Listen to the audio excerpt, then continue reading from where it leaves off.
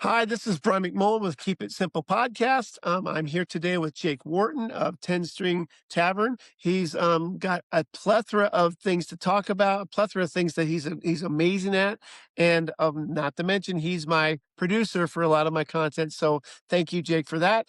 I just want to say that this is going to be an interesting and topic filled podcast, and I think you're going to enjoy it. So let's do this.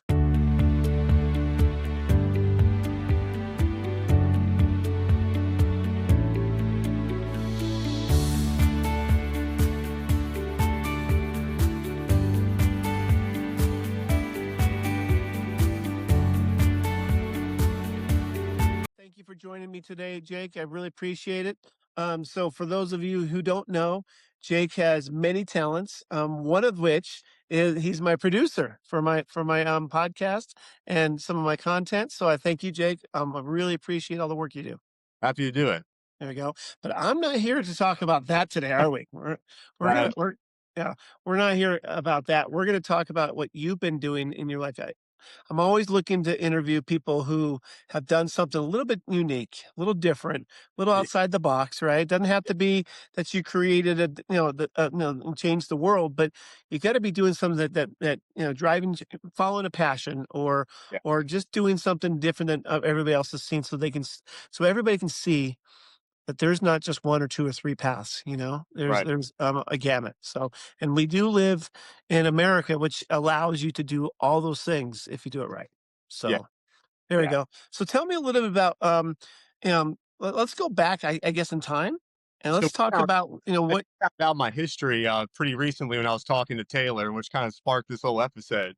Yeah, yeah. Well, exactly. So Taylor reached out to me. She's like, "I know what we need to do next." So, so Taylor's the impetus here for sure. So, Uh, tell me, are you Harvard educated? Have you been in the business world, working for for corporate America for the last 25 years? What have you been doing?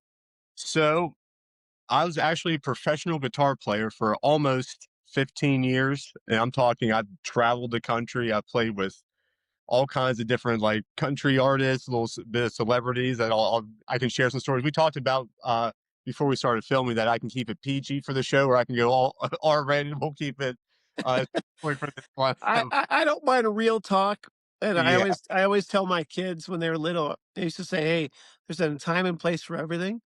yeah, But I think that there's a exactly. time and place, there's a way to hold yourself at a higher level, but Yeah, that doesn't mean that there's not a time and place for everything, so. yeah, yeah. I tell my wife all the time. I'm just so thankful she didn't know who I was before we met. Biggest blessing. But No, you know what? That who you've been and where you've been makes who you are today. You have yeah, to have that, and exactly. so that's exactly why I think I'm wanting this podcast to go viral, because I really want people to understand, we all have a path. It's okay, Yeah, to make mistakes and yeah, try things and do things that are different. And you might find out that whatever the path you're going down is the wrong path. Okay, yeah. worst thing, you spend a little bit of time doing it, but I think the worst, in my opinion, the worst thing could be is that you spend your whole life doing something you don't want to do and regret it.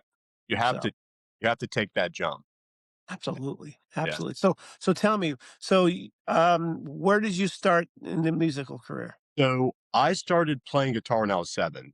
Just completely fell in love with it. I remember my parents took me to different sports and stuff. I played little league, didn't really fall into that, but man, when I picked up a guitar, so this area in Wheeling, West Virginia, we're lucky to have one of the greatest guitar players on earth. His name is Roger Horde. He taught Brad Paisley how to play guitar. He played with Chet Akins.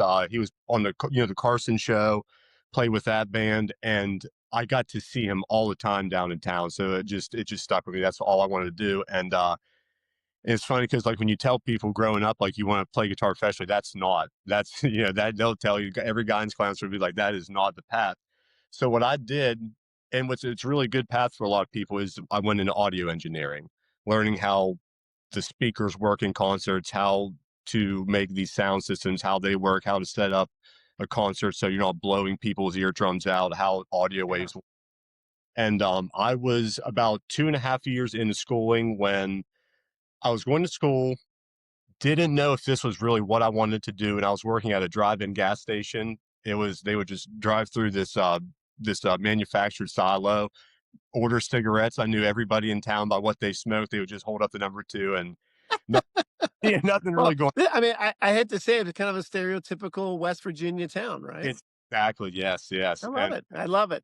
just one of my buddies that I graduated high school with drove through one day and say, "Hey, there's this country music artist looking for a guitar player. He recently has been playing these big festivals, looking for a fill in." And I just jumped. I was like, you know what? This is what I've always wanted to do. I can finish out school when I can, but it's like this opportunity will never come. And I would say it was 14 months after that, I was playing at a 40,000 seat venue, Jamboree in the Hills. It's no longer there, but it used to be in the Hills of Ohio. Very cool. And wasn't too long after that, we leased a tour bus from the late great Toby Keith, and then after that, it was just traveling and playing and traveling and playing up until COVID, and then So you well, COVID obviously changed the world. We'll talk about that in a second. yeah. But so, what were some of the artists that you played with? You mentioned Toby Keith, but did you play with him or what? How did So that work? I did a lot of fill-in work. So a lot of what I did was my main person that I played with, his name is Matt Van Fossen. He's a country music artist. He lives in Nashville now. He's put out albums. That's who I did most of my traveling with, and he's from the Wheeling area. We kind of built what we had in this area and branched out. And we're really lucky in this area. For one thing, it is a very poverty-stricken area, but I can get to Columbus in 2 hours, Pittsburgh in 45, Wheeling is 10 minutes. And Morgantown's not too far. So as a musician, we can get on the road and get to a city, a big hub for musicians and play. And that's what we really made use of. But well, I've opened up for Toby Keith. I did fill-in work with his band. I opened up for Tim McGraw, opened up for Kesha, the pop singer, at a gay pride rally in Pittsburgh. That was one of the most wildest experience I've ever signed on in my life. Just all kinds of different experiences. Because what I do is, since I played from such a young age, I can read music on a sheet and I can play by hearing. So if somebody needs a fill-in guitar player, if somebody's sick, if somebody's having a baby for a length of a tour, they can call, Hmm. and I usually can fly by the seat of my So pants. you can play a lot of different genres as well. Yeah. So like country or rock or whatever's right. You can kind of hit everything. Yeah. And when you're really versed in music and you come from a really young age, and then I could go onto a stage and look at a musician and ask them, what key are we in? If they give me one letter, I should be able to figure out the song as we're playing. And That's that's crazy. it's from such a young age, it's almost like it's an extension of myself. You know what I mean? It's just Yeah. another, like, communication. So Well, you're a professional, and you've done it over a very long period of time, starting off at 5. I mean, I would say, yeah. most people. I was an insurance agent for many years. I didn't start when I was 5. I'm in real estate now. I was 52. So What was your first aspiration? Was it a police officer, firefighter? What was that first? that's amazing. Um, Baseball player Baseball until player. until I hit 13, and I realized I wasn't that good. Oh, really? I mean, I remember, like, I don't remember, I won't say the day, but I remember, if you asked me, I was gonna be Fonzarelli, whatever, from the Happy Days Yeah. of Another Kid, and then, I was gonna be a baseball player. I was gonna play professional baseball, and then I think I realized really quickly on that, my friends were much better than me. And, I wasn't gonna go there. So I made a decision that I was gonna cease my my drawn out, work on, becoming a professional baseball player. My my grandpa's was best friends with Bill Mazeroski. He recently Alright. he's from this Yeah. area. Yeah, Oh, famous. okay. Have all kinds of memorabilia from him. There we go. There we go. Yeah. Well, I said, I'm trying to think what I really I just well, here, I will say this. My, and I think in 7th or 8th or 9th grade, you take an aptitude test. Yeah. Right? And it says what you probably would be a good fit for. And I, of course, no one ever, none of my parents didn't tell me something to pay attention to. I didn't. But it came back and it had number 1 was real estate agent, and Yeah. number 2 was insurance agent. And that Ok. was when I was 7th grade. Oh, wow, okay. And I'm like, my dad's an insurance agent. I'm never going to do that. I'm a real estate agent, boring, you know. And so I just complete. And then about 2 years later, I took the aptitude test again, and it came back switched. It was all an insurance agent or real estate agent. And I'm like, what these guys are idiots. And what did I do in my career after construct? I did a lot of little jobs when I was young, but I got in construction, grew into that, left that. What I become an insurance agent, and now I'm into real estate. If I would have just known and paid attention, maybe I would have been farther along, right? But yeah, I just knew personally I was going to work hard at Yeah, whatever I did, and yeah. and I would make the best of it. And that's kind of all I've ever done is until real estate. So Would you everything before that was just like, well, this is what's in front of me. right. This is what I got to work with. Let's go to work. Yeah, So yeah. Would yeah, you go the real estate path at first if you had to take the path of business, I guess you would say? if I- if I would have paid attention to the aptitude tests, I don't I wouldn't have been a real estate agent, quite frankly. Yeah. But if I would have heard the word real estate, that has been a passion for a long time. I just didn't do it for a very long time. Yeah. So, but I didn't know. You I don't got know what you don't know. because I guess you'd say, like, those aptitude tests, they don't really account for creative, all those things. Nobody really talks about this creative way you guys sometimes Eric, I swear, like, sometimes, like, "Yeah, I got this house, got it for, like, creative for, like, 1537." I'm walking in my house to see how did you guys even do Yeah. this? Yeah, It I found a way to buy this house for $15,000, and the seller is gonna, keep the loan, and I'm gonna pay them $400 a month. Wait, $400 a month to the seller? You didn't have to put any money out of your own pocket, and you did that, and then someone else funded the rehab work that had to be done, and so you had to put money out for that, right? And then I just sold for $100,000, and I never put a cent into it. Yeah, it's kinda crazy to think, that there's ways to do things that we're not taught in school, yeah, basically. and then if you use a bird dog, it's like it's not even something you have to go out and acquire yourself. It's somebody, like, bringing you the deal. It's amazing, the world It that I is. landed in. It is, but I mean, I think it's more amazing that you loved being on the guitar at 5 years old and turned it into, a business. That's amazing because I think so many of us won't ever achieve. And again, and I say achieve because maybe there's regrets, maybe there's not. I don't even know, but very few of us are able to take our passion that far. It's just action. I swear, like, the amount of people that I know, if they would've just took action and put their time that they were doing into the music, then into the marketing, I mean, that's all it is. If you take action, you beat out a lot of your competition. Yeah, well, it's like if that's any business, though, isn't it? Yeah, it's any business. I know that I have grown a portfolio in a fairly short amount of time Yeah, by me taking action. It's so funny you use that word because a lot of times when you talk to people who are achieving something, yeah, they'll ask you a question, specific questions. They'll say, and I don't like the way it's worded, but this is what I hear a lot. What's your superpower?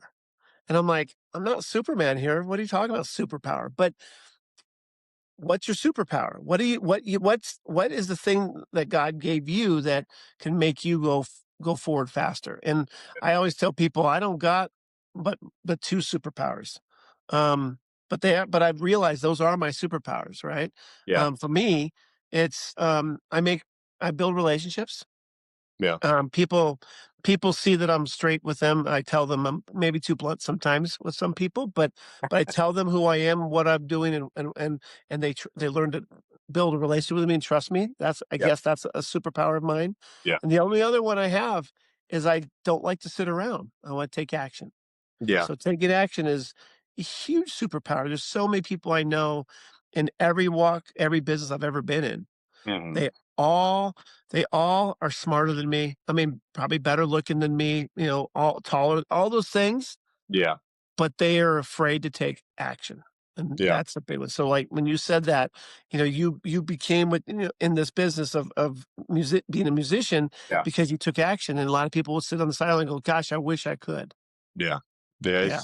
you gotta put the effort into not just marketing yourself online, but just saying yes to gigs, maybe ones that you've already had plans or you just didn't wanna go out that night, I mean or yes to the things that you're afraid of because you think you're Yeah. not ready for. Yeah. That's That's exactly. the hard one. That's the hard one, right? Yeah. You mentioned a 40,000 persons stadium. Yeah. That would scare the living crap out of most people, right? Yeah. That's But you my did it. power is just being able to shut off any emotion and get to that stage. That's probably my superpower is just you have to turn off any anxiety going out there or you're going to fail. You can't think of anything but the music that's going on right in the moment. I love that. So your superpowers are at taking action, Yeah. and your superpowers are blinding yourself almost. Yeah. You Oh, yeah. know, just I yeah. focus. I think I would speak for most musicians is once that 4 count on the drum happens, you are in a complete trance automatic mode until that concert ends, and then it's a pure adrenaline dump. Like, it just it's unreal to be done. The best feeling in life for me other than having kids would be getting done at a concert at midnight and having so much adrenaline, I can't sleep till 5 a.m. because the band sounded so good, the crowd loved it. I'm seeing videos of myself play, just laying down at night, just not sleep. That is, there's nothing like it, and Yeah, I'll bet you. I've been chasing that ever since that first concert. Yeah, that must be a high like no other. Yeah, yeah. Um, Makes me think about a couple things, but as you were saying that, I was thinking about Ozzy Osbourne, who, Oh, recently passed, yeah. and the concert, I guess it was a concert, I didn't see the whole thing, so forgive me, but Is a it farewell w one about? yeah, yeah, Yeah, but he was dying. He yeah. wasn't just sick with a cold. He couldn't get out of that chair. The man was dying, he could barely move, but he was up for that, Yeah, and, so there must be that sense of one more, yeah, right? One yeah, more. Which yeah. I think is amazing. And to I wish I have had some of those moments, but mhm, it's more like the day I got married, the day yeah, my kids were born, yeah, you know? When things are happening and yeah, I guess I'm part of it, yeah, but, I don't think I've ever had that moment where I stepped into something and just, like you said, adrenaline dump. I don't yeah. That's interesting. And I tell you what, I just remember it was like March 14th, having 2 years worth of gigs and shows, like, you're looking forward to having that adrenaline dump when they text you saying, "Hey, there's this virus going around, we're gonna have to cancel this." I couldn't tell you how the world just ended that day.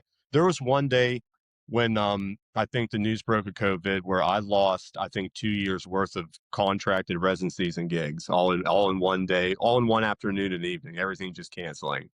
And then So think about that. I mean, I know you probably don't think of it this way exactly, but there's financial change in your life right there, right? yeah, That's not I mean, you were probably thinking about that as well as, "I don't get to play in front of all these people. What the right, heck?"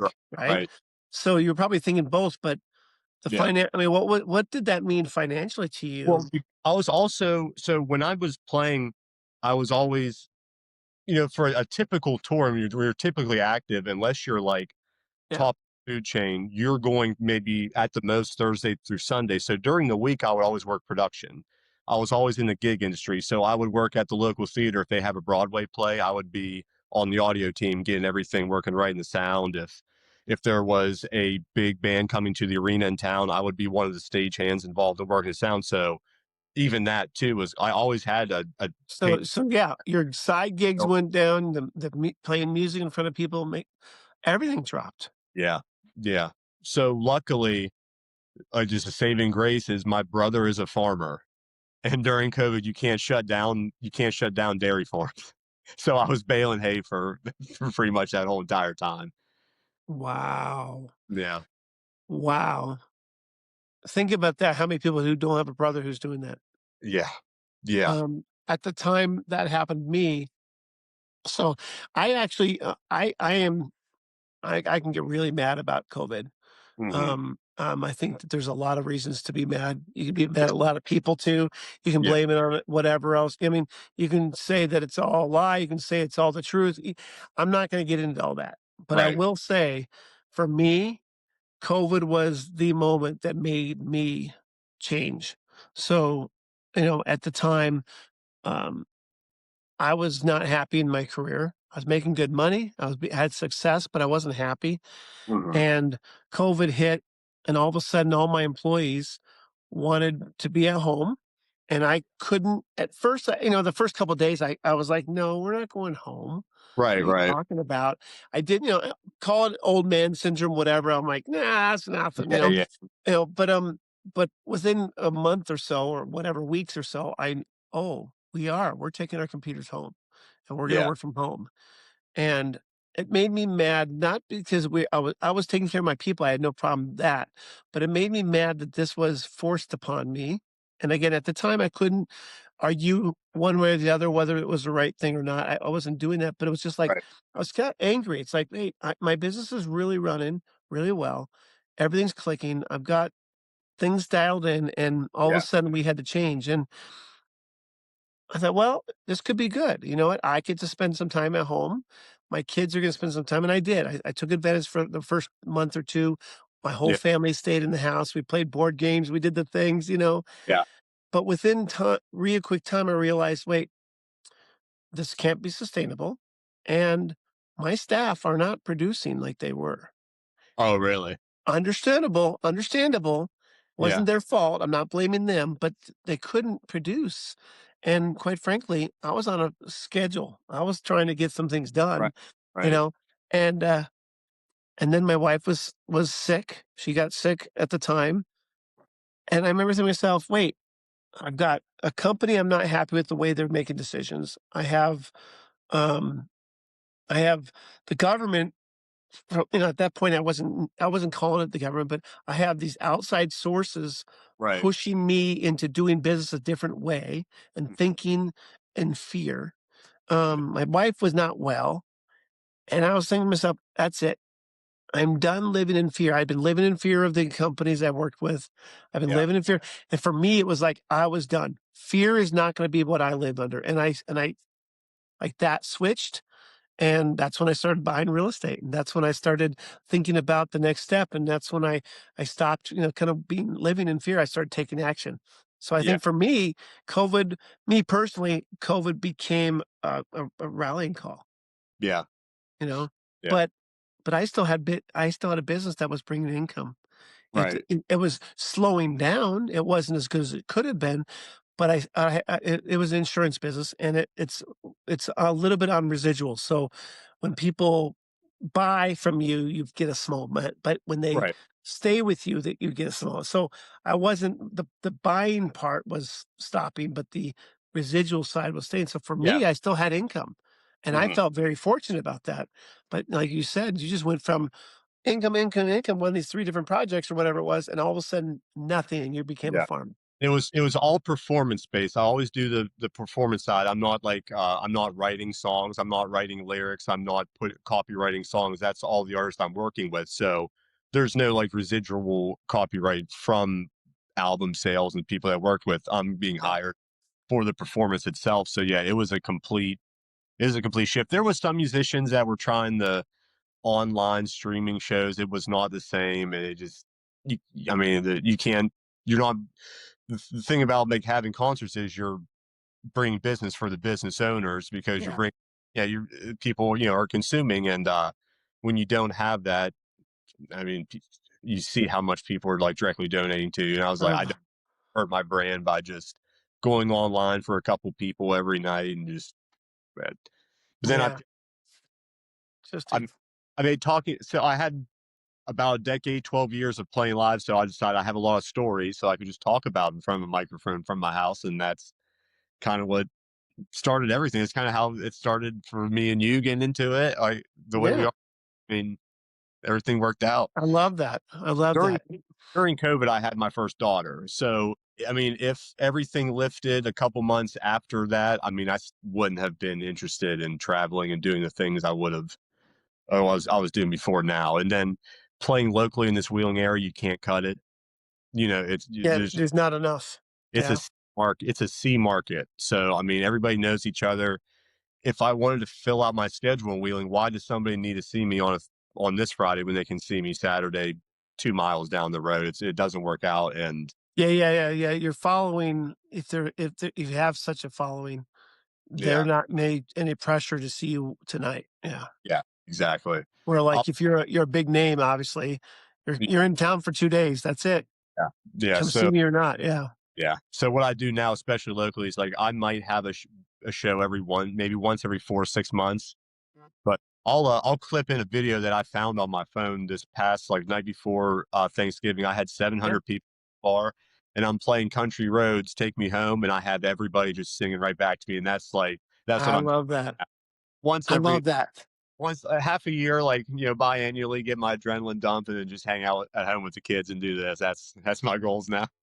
There we go. Well, I mean, I would encourage you to start, and Eric is the perfect person to be around for this, Yeah. for either osmosis or actually taking some action. But start building yourself something. That's one thing I regret. The reason I love real estate personally is Yeah. because if I buy something, if I work really hard right now, and I find a way to do something, get it done. So, for example, I bought my first house in Memphis, Tennessee. I'd never been to Memphis, never been to Tennessee. When I bought this house, it cost me, I did it what we call turnkey. So I Okay. Yeah. bought it where someone else bought this house for, I'm just using simple numbers. Let's say they bought the house for $40,000. Yeah. I know some of these numbers will blow some people away, but Right. let's say they bought it for 40,000, they put 20,000 into it. Mm. So they're invested 60,000, but they fixed it up, and when I got it, I bought it from them for 75,000. Okay? So Yeah. you might say, "Well, geez, you paid $15,000," but I didn't look at it that way at all. I looked at it as I don't even have to be in town. I bought a Yeah. house, it cost me, I think it was $19,000 Yeah. down payment, Yeah. right? And the people who built redid the house, they were the property managers too, and they already had a tenant for me. And Yeah. so from day one, I invested $19,000, and I've had it for 6 years now, and I've gotten paid, the rent, call it $900 a month, okay? Yeah. Every month for 6 years, so you can add that up, Yeah. and my mortgage on that house is about $500. Right. So Right. if I'm bringing in 8 or 9 and I'm paying 5, you know, now some things happen, so you have to put some reserves in, but I'm making 200, Right. call it $200 a month, Yeah. for 5 years.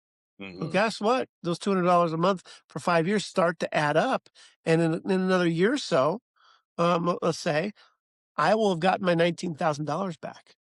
Right. Yeah.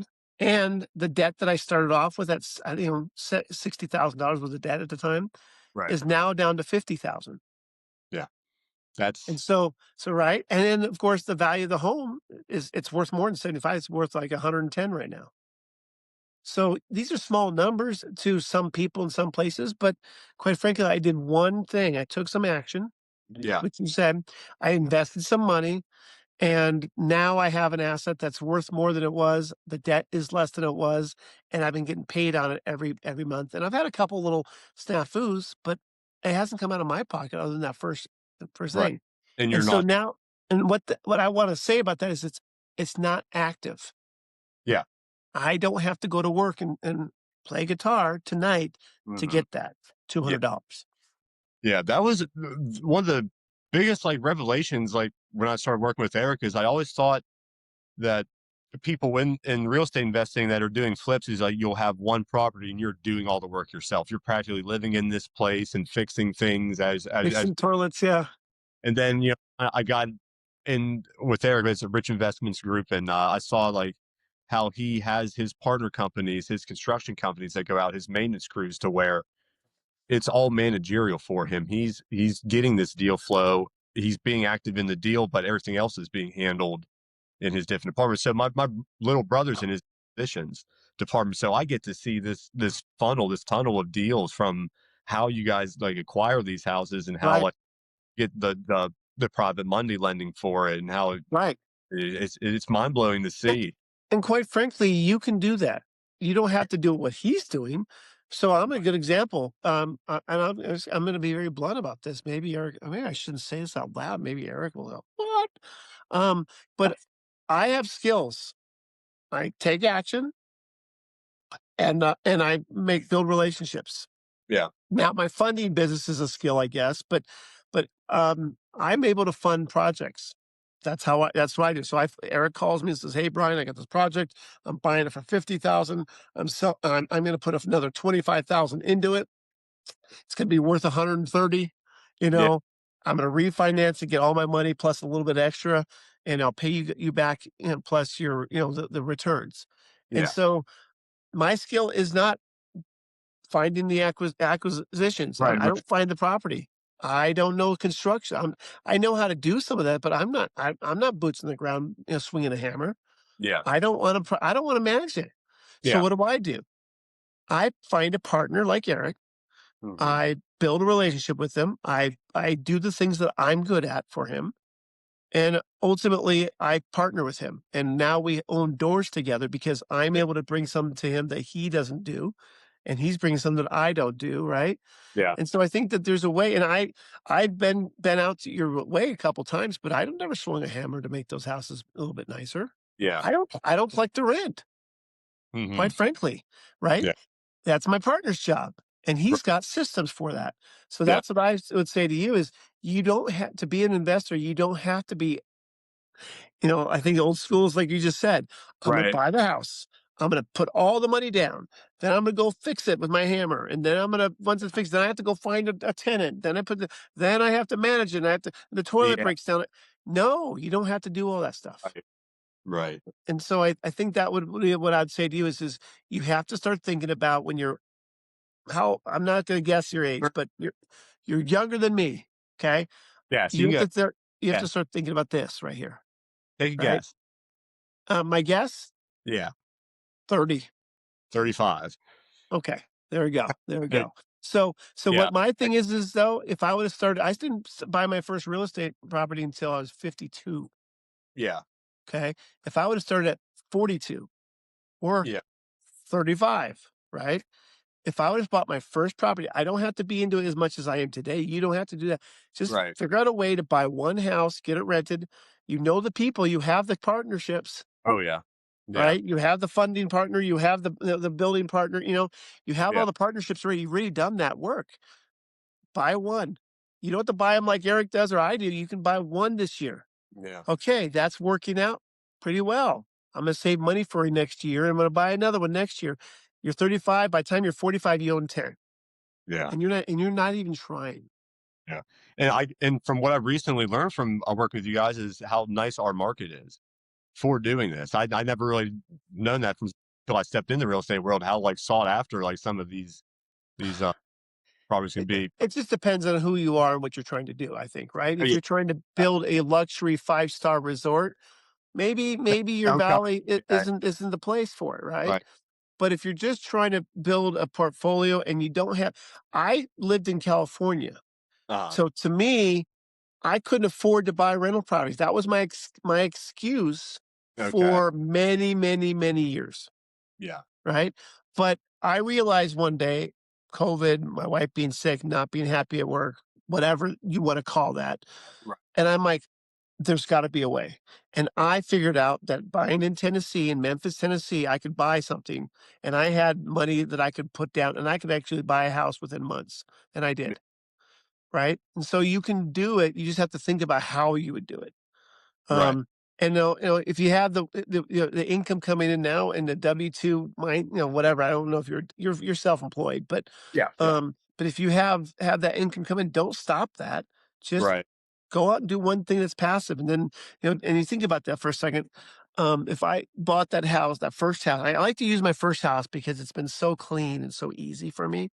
Uh-huh. But in 5 years, I've knocked the debt from 60 down to 50, and Yeah. another and it's gonna go faster now. I don't know if you know anything about loans, but you pay it down faster as you go. Right. Right.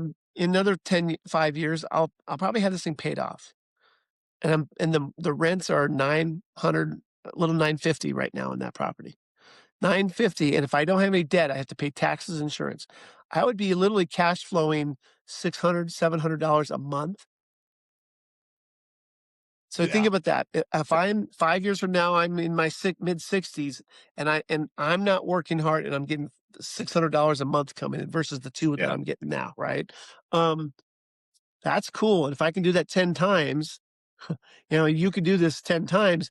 You don't have to be a mega real estate investor to go, wait, at some point I don't have to work. Right. Right. Yeah. And that's why I love real estate, and that's what kind of makes me sad about your past business. Not sad, but you're doing what you love, which is amazing. The problem Oh, is, like you said, when COVID hit, when something outside of your realm hit. yeah. Well, it's when I pivoted and started my own podcast, it it blew up, and I got sponsors right away, and it wouldn't have happened if I didn't just go on an adventure and have an adventure to talk Thank about. you, That's thank what you. I met my wife when I was on tour in Columbus, and I just happened to be in a club that she was on a bad Valentine's date with. That's how we and it's just so but if I didn't go on this adventure, I would have never nothing of like this life I have now would have ever like come by. And it's I joke around with Taylor all the time, and she's always like, "Do you have plans like tonight, Jake?" Because we always do these filmings on a Friday. I'm like, "No, I'll probably just stay inside." I'm like, my bucket list crossed. I just like being a hermit now, but you know, Yeah, yeah, that's my problem is I love building relationships, but I don't wanna go out at night. yeah. So, Do you have to learn to love like your squad up events that you go to? Because yeah, I'm the same way, like, yeah, I love being in front of people and performing, but being in the group, in the crowd, I it's not my style. yeah, that's me too. Any kind of big major event like the last one we just did, it's, yeah, I don't like it. I say, it's like meeting, having speed dating, right? Yeah, In front of 3,000 of your best friends. You know, it's yeah, horrible. For me, I just don't enjoy that. It doesn't it some people pumps them up. Our friend Eric, he gets pumped up by that stuff. He is just an yeah, animal. He loves that stuff, right? And as he jokes around, he's like, "I'm made for this shit," right? Um, I'm not. I'm not. I'm made for this. I'm made for dinners and talking to people and building relationships deeper and trying to figure out how we can work together. So for me, those meetups are not my wheelhouse. I yeah. have to push myself through that. So, for this kind of stuff, back one-on-one, like your this podcast, what have you learned? See, we're 15 episode in, like, what have you learned so far from starting out? Because 'Cause I'll just say from, like, producing, you've gotten so much better. Not I mean, you're always, like, great at talking, Yeah, you always yeah, have conversation, but I think you're right. just being more aware of, like, what being aware of, like, here like, where your moments are to put in what you want, like, to get out. Yeah, It it's it interesting. Yeah, I don't know. I said from the get go to Taylor before we met you. Is Taylor, I do not enjoy social media. I'm not a guy who's gonna hold a camera in front of his face, and I'm not gonna smile like I'm very confident, and you should trust me because I know what I'm doing type of attitude. I'm yeah, just not good at that. I'm just not. And so I said to her, I said, "We need to start a podcast where we can build a room where I can just be where I'm comfortable talking, because yeah, ultimately, if we don't do that, I'm never gonna do any of this because I'm just not I'm not gonna I cannot force myself to be someone I'm not.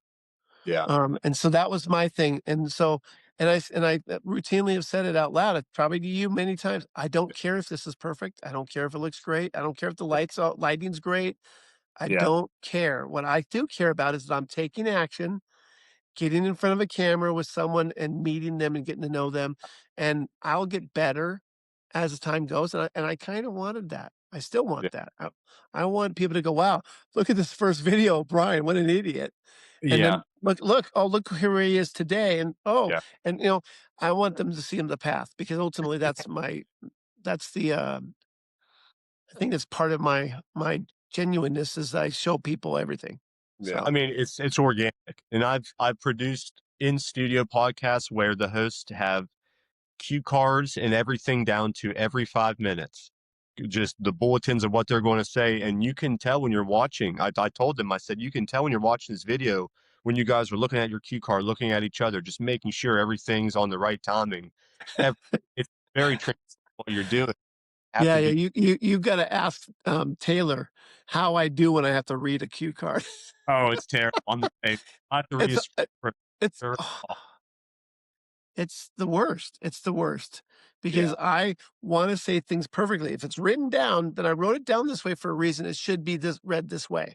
Yeah. And then, of course, I plumb it up and I just can never I have never been successful ever if I have to read something, Um, or like that. y So to me, I'd rather you see me go, yeah. thinking I'd rather you see me do that because at least you know that I'm a real person just trying to figure this out, right? Mhm. I, So I think that instant critiques because I'll say like, I'll say, and I'll always tell people I'm not a journalist. I'm a guitar player that wanna just talk about I just interview and I've gotten better, but I still well, I think that's the key, isn't it? We just wanna try to get better at what we're doing. yeah. I was talking to my partner Taylor today, and I said to her, I said, we've been in big rooms, we've been on stages, we've talked to a lot of people.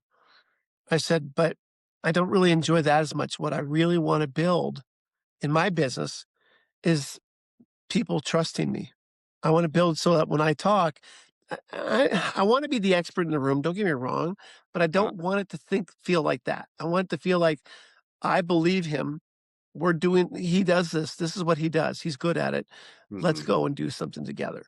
Right. Yeah, And I think that if you can figure out how to do that in the way that fits you the best, yeah, that's the key, and I think that's you've been hugely instrumental with me, just making me feel comfortable, yeah. That and make yeah. it's all it is. How comfortable can the not like how knowledgeable you can be of your guests, just how comfortable you can be and just inviting them into your world that you invite them into. That's Yeah.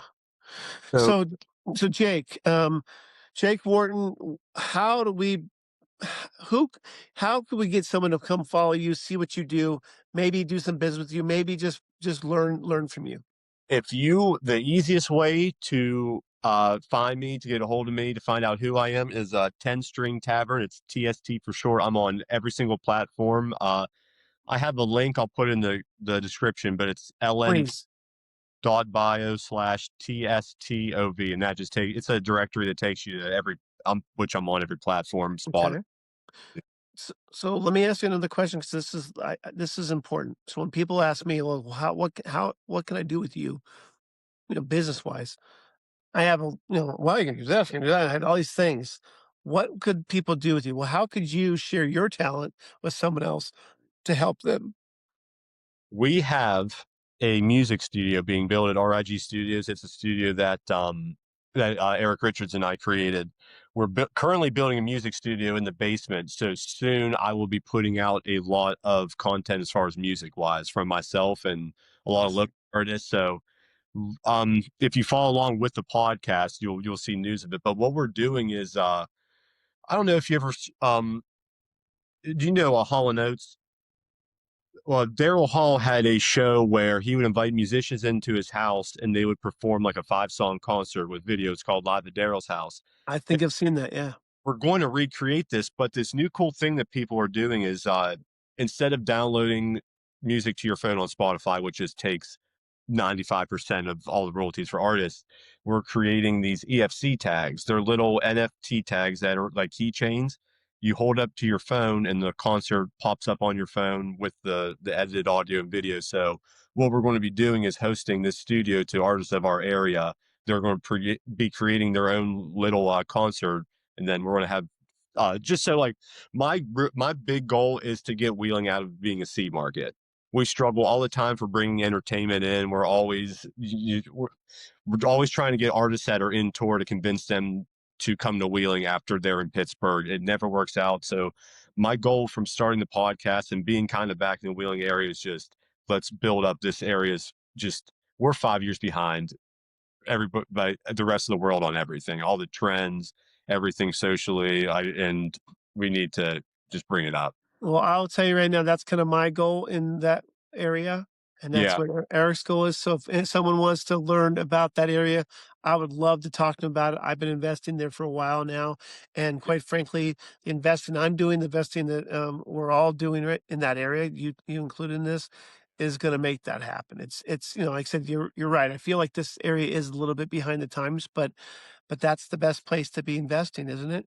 Yeah. Is before before it's the big thing already. So if anybody ever wants to talk about that area specifically, I would love to have the conversation. And I and I and you know Jake here, would we could put you guys in the right room with the right Okay. people for sure. Or- And I love what you're doing. I would love it if you guys would start to document the construction of Yeah. that, because I think that would be a kind of a cool, "Hey, we've never done this before, but we're gonna do it. Here's the spot," and take some video of that dang hole that, Yeah. that has nothing in it right now, Mm. and say, because that's when I was talking to, my partner about today too, is like, I have 70 doors now. Ask me how many times I've gotten on and told the story about the first door that I just mentioned to you. Right. Yeah. I don't ever talk about those things. So it'd Yeah. be cool if I could have gone back and say, "Hey, this is the house before they did the work. Here's the house after they did the work." Right. So maybe create your own little documentary of the process so that you can go back and say, "Hey, remember when we did this and when we started this, it was a thought in our brain, and look what's happening now." Yeah. So I really think that I would encourage you to do that, because that'd be really cool. It's really funny when I always go out and get the content of houses right when they're acquired, because I don't know if I should be carrying a pistol on me. Like you go these things you have no idea what you're going into, but it's so Yeah, funny. Like, yeah, but it's that early, but, you're taking pictures for one reason, but it would be nice to have nice to start build some content around these things, right? yeah, yeah, And I think that's a whole other job, whole other business, whatever, but I know I'm gonna start talking about my past business, things what I've done so that people can see the path. Hey, it's not impossible. Brian's not a genius, yeah, although no one thinks that. um, but Brian's just doing this one step at a time. He's learning, oh, this is the lesson he learned on this project. So I think that would be kind of cool if you guys, yeah, because you already have a nice studio, but it's not big enough, right? yeah, yeah. And you're gonna expand this greatly. Now's the time to document Right. that. Please do that. I'm Yeah, asking. I'm asking. I will. Let me ask you this. Dream podcast guest. If you could pick anybody to get me on the other end of the Zoom to pick their brain, who would you? It's so funny. I get a couple things out of this podcast, my podcast, Keep It Simple podcast. It's not. It's I want to meet people. So anybody is almost good enough for Yeah, me at this yeah, point, right? yeah, I say at this point because I don't know where I'm going to be in the future. Um, I want to talk to people who have done some unique, a little bit different yeah, path, like you. I want that.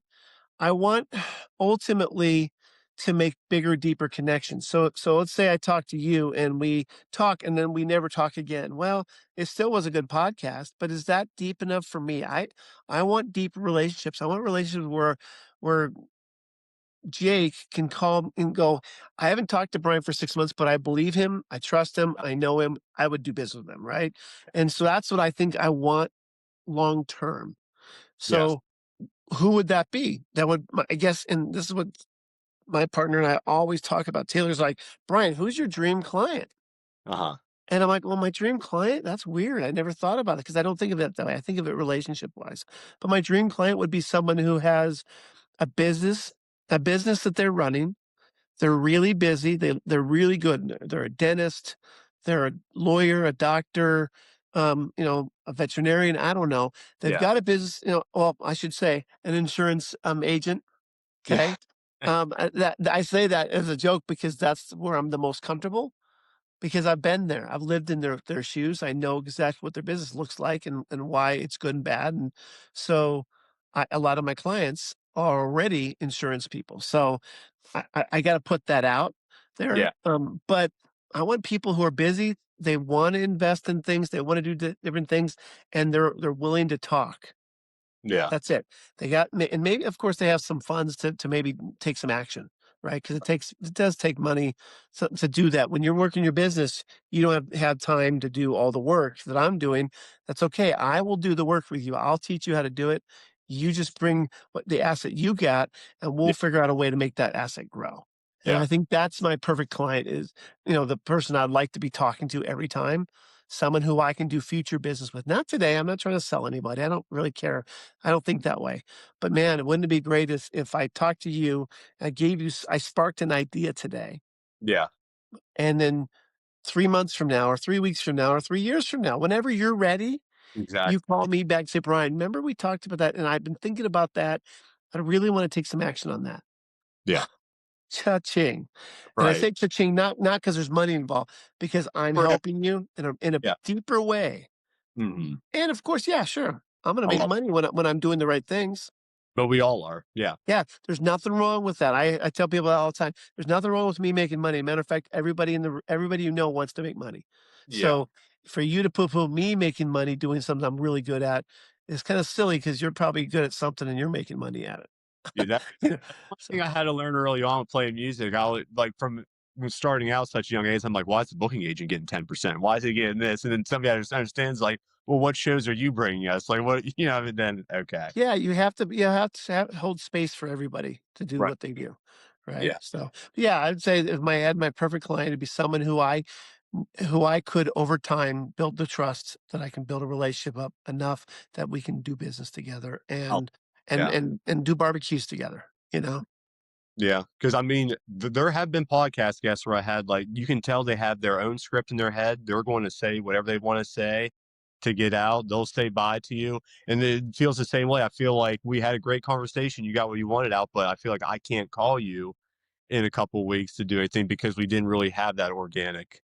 Yeah, it was just I Yeah, you yeah, yeah. not I, laugh. I'll put it in one more time, in one different way. The word deal Yeah, sounds like we're trying to sell it something. right. I don't like to use the word deal. I like to use the word project. Yeah. Because to me, I want to work on a project with you means that we want to work together. Yeah. Right? I wanna get you on a deal. Sounds like you have one purpose and one purpose only, it's to make me money type thing, right? Yeah, And yeah. so that's not the way it works. Mhm. Just it's just not. Yeah, So, I think it's just the way you think about it. It's like, I love putting projects together. I love working on them. I love sharing that thing with you. Not yeah, and yeah, and yes, if we don't why would we do all that if we don't love it or we make some kind of money from doing that, right? So, yeah. there you go. So, Well, Brian, thank you. you mentioned I wanted to mention one more thing too, is you mentioned so many times on past episodes, when you left your firm. How did you now you said, like, your relationships with the people in that business weren't the same when you switched. How did you navigate that? Because it was the same way with me when I started the podcast. It turned into a lot of, like, is Jake going to kinda spill the beans of, like, what we did, like, back in the day, or was Jake going to spill the beans that we did, like, at the concert and stuff like that? It was a very, very eye-opening experience of, like, who's in your corner when you're not helping them in their industry, I guess is like, how did you Yeah, navigate that? that's interesting. I'm not sure if I quite understand the question, but I will tell you right now, when I left the business, there was a lot of people like, "You're quitting." Yeah. And I don't know if they felt that way, but that's how I felt a little Mm, bit because I'm a big believer in once you do something, you commit to it, you stick. yeah. You don't walk away. Right. And so, I felt after many, many years of being in that business, like I was a quitter. Yeah. Um, but I was doing it for the right reasons for me. I think what I did personally is again, I'm in that business. I was a relationship builder. Yeah. Who I am, it's at my soul. Mm, And so I've tried to really reach out to people. And at times I'll call someone who I used to work with and they almost don't want to talk to me because they think I'm trying to sell them on yeah, yeah. something. And I'll say to them, I wasn't a salesman when I was working next to you. Th I did all the things and I won the awards because I produced more, but it's right, because I built good relationships, not because I was a salesman. And I tell people all the time, I said, I want the friendship that we have. I said, if we can do business together, great, but I'm not gonna do a deal right. and ruin a friendship. Yeah, And so I think that was a little bit of struggle. I still get a little pushback on that, but I think that, as I've been away longer, 2 things happen. One is there are some people who have pushed me away, will not talk to me, and, I've never done anything uh, wrong to them. yeah, But there's a lot of people are coming back and following up on me with me now. yeah, So people who I've kind of reached out to and they kind of, and now they're reaching out to me. Hey, Brian, I saw you on your podcast, I was talking to so and so who's doing business with you, and they mentioned that's been pretty cool. I'd like to learn more. So it comes back, it comes around, but there's always a moment where people are not ashamed. they're sad that you're leaving maybe, or they don't understand it, Yeah. or or again, my opinion, my personal, thought process, I'm a quitter, Yeah. and so maybe there's some of that.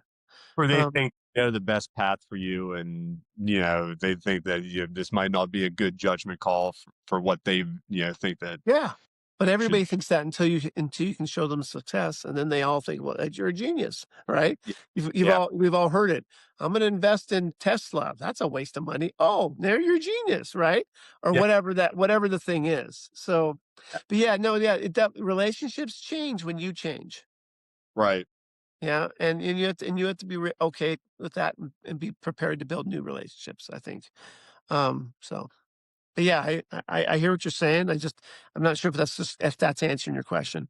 No, that was a good one. Yeah, just how you navigate, because just any kind, I guess any kind of switch up that I've experienced, like, it's just, you feel like, everybody's in your corner, and then when you're not necessarily switching teams, they feel like you're going to the rival team. It's not that way. It's Yeah, I'm gonna take it, really quickly.